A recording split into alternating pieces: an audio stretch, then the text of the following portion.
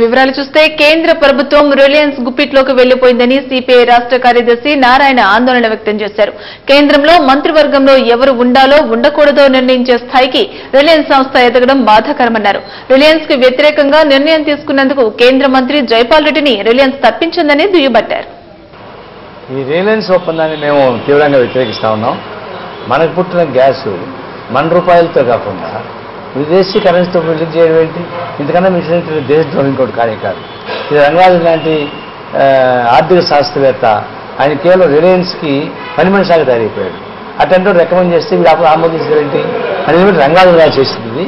సోనియా గాంధీ, మన్మోహన్ సింగ్ ఆడిన నాటకంలో భాగంగానే ఈ రంగరాజు ఇచ్చిన రిపోర్ట్ తప్ప ఇంకోటి కానే కాదు.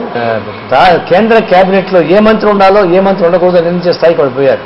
జైపాల్ రెడ్డి రిలయన్స్కి వ్యతిరేకంగా ఆయన డెసిషన్ తీసుకుని చెప్పేసి ఆయన ఉన్న పలంగా ఓడిపికిచ్చి మంత్రి మార్చేశారు. అంటే కేంద్ర స్థాయిలో మంత్రులు కూడా ఎవరు ఉండాలో నిర్ణయించే స్థాయికి రిలయన్స్ ఎదిగిందంటే ఇంకా రాజకీయ ప్రజాస్వామ్యం హరించబడతా ఉంది, ఆర్థిక ప్రజాస్వామ్యం హరించబడతా ఉంది. అందుకు దేశభక్తి ప్రతి ఒక్కరూ స్పందించాల్సిన సమయం ఆసన్నమైంది.